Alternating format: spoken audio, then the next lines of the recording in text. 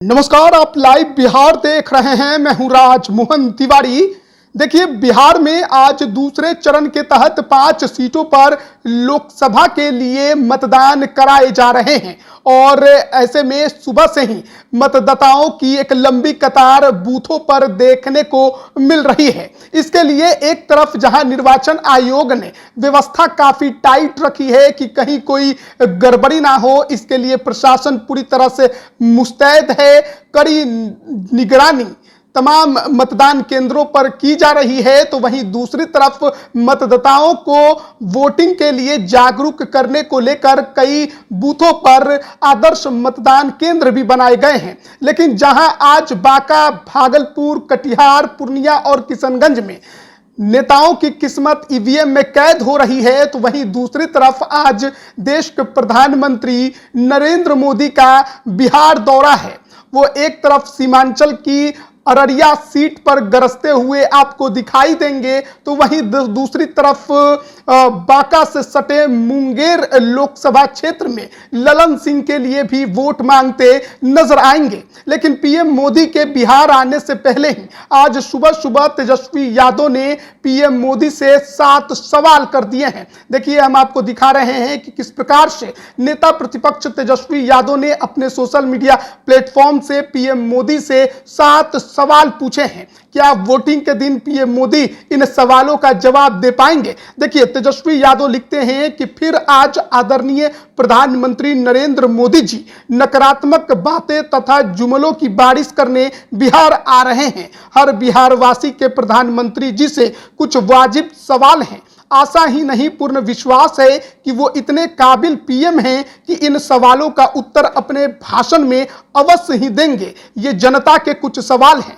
पहला सवाल वो पूछते हैं कि मोदी जी, आप बिहार वासियों से वोट बिहार के किस कार्य, डिलीवरी और उपलब्धि पर मांग रहे हैं? दूसरा सवाल पूछते हैं कि मोदी जी, आप बिहार आकर नौकरी, रोजगार, छात्र, नौजवान, कृषि पलायन, किसान, मजदूर, गांव गरीब, शिक्षा, चिकित्सा एवं स्कूल और अस्पताल की बात क्यों नहीं करते हैं? कृपया जवाब दें। वो तीसरा सवाल करते हैं कि बिहार ने आपको 2014 में 40 में से 31 तथा 2019 में 40 में से 39 लोकसभा सांसद दिए, लेकिन आप बिहारियों को यह क्यों नहीं बताते कि आपने बीते 10 वर्षों में बिहार को क्या दिया? वो चौथा सवाल पूछते हैं कि बिहार जानना चाहता है कि बिहार की तुलना में गुजरात छोटा प्रदेश होने तथा वहां कम संसदीय सीटें होने के बावजूद विगत 10 वर्षों में आपने गुजरात में कितनी फैक्ट्री लगवाई, गुजरात में कितने स्टेडियम बनवाए,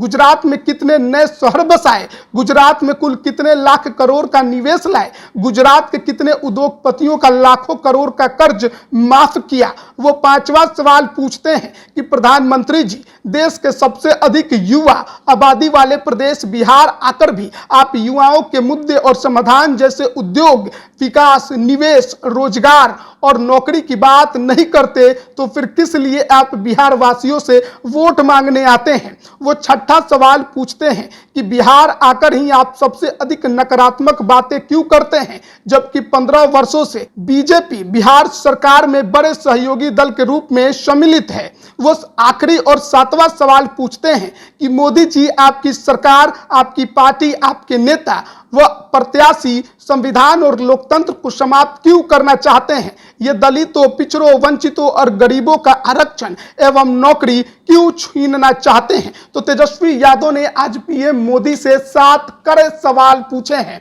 और आज पीएम मोदी एक तरफ सीमांचल की अररिया सीट पर आपको हुंकार भरते नजर आएंगे, जहां पर कटिहार, पूर्णिया और किशनगंज में वोटिंग चल रही है। ठीक उसके बगल में तो वहीं बांका, जो कि मुंगेर से सटा हुआ है, वहां पर भी वो आपको हुंकार भरते दिखाई देंगे। तो देखना है कि तेजस्वी यादव ने जो सवाल पूछे हैं, क्या पीएम मोदी उन सवालों का जवाब देंगे, या फिर जिस तरीके से अभी नेताओं के भाषण देखने को और सुनने को मिल रहे हैं, जिसमें मुद्दों से ज्यादा जाति की और अन्य मुद्दे हावी रह रहे हैं, उसी पर बात करके जाते हैं। अब आज एक तरफ वोटिंग चल रही है, तो दूसरी तरफ पीएम मोदी का भाषण भी सुनने को मिलेगा। ऐसे में वो वोटिंग को कितना प्रभावित करेगा, यह भी अपने आप में एक बड़ा सवाल है और यह भी सुनना और देखना होगा कि पीएम मोदी जब आज भाषण देते हैं तो वो किन मुद्दों को टारगेट करते हैं, विपक्षियों को कैसे निशाने पर लेते हैं।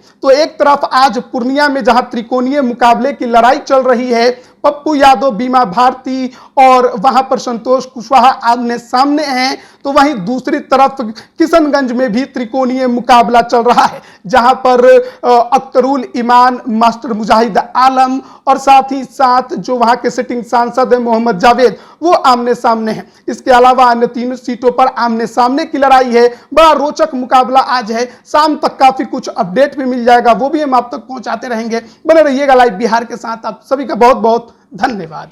YouTube पर सब्सक्राइब और Facebook पर लाइक जरूर करें।